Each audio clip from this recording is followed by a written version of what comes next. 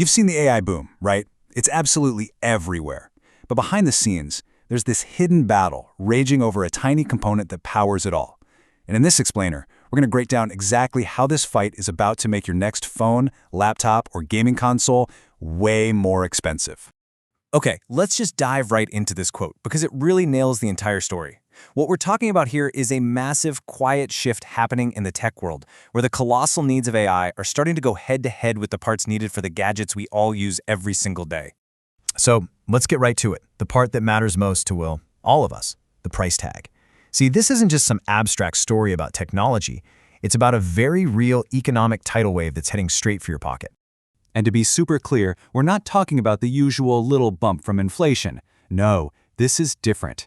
This is the direct result of a high-stakes tug-of-war between giant AI data centers and the companies that make our electronics. And the crazy part? They're all fighting over the exact same, very limited resource. So what is this mystery component? What in the world is so important that it's causing this massive disruption across the entire supply chain? It's called high bandwidth memory, or HBM for short. And honestly, the easiest way to think about it is like this. If the standard memory in your computer is like regular gasoline, HBM is pure high-octane jet fuel. It's built for one thing and one thing only: insane speed at a massive scale, which is exactly what AI needs. And this right here, this really shows you just how huge that performance gap is. Your standard RAM? It's perfect for browsing the web, maybe writing an email. But HBM? It's designed for the gigantic parallel calculations that AI models have to run constantly. Without this stuff, the AI revolution we're seeing, it would literally grind to a halt. Okay, so if HBM is the jet fuel for AI, where does it all come from? Well, the answer is kind of shocking, and it really shows you just how fragile this whole setup actually is. I mean, just look at this. The entire global supply of this absolutely critical technology is controlled by just 3 companies. That's it: Samsung, SK Hynix, and Micron. And whenever a market is this concentrated, any big shift in demand can cause enormous shockwaves. And trust me, a huge shift is exactly what's happening. This is where the story takes a really interesting turn. Because a new player just walked into the room, a super rich one, with trillions of investment dollars behind it. And it wants to buy up every last piece of HBM it can get its hands on. 40%, just let that number sink in for a second.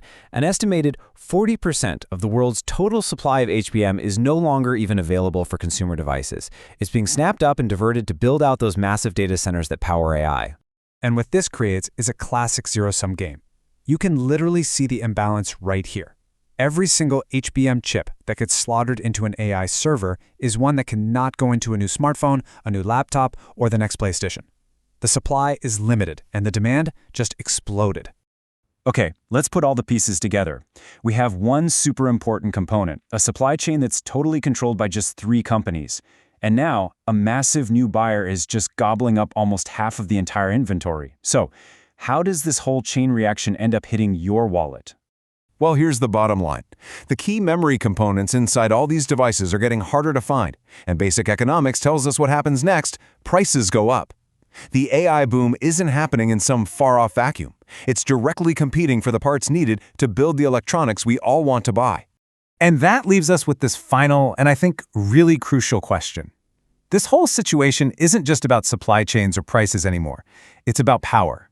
As AI gets woven into every part of our lives, you have to ask, when only a handful of companies control its most essential building block, who really holds the keys to our digital future? It's definitely something to think about.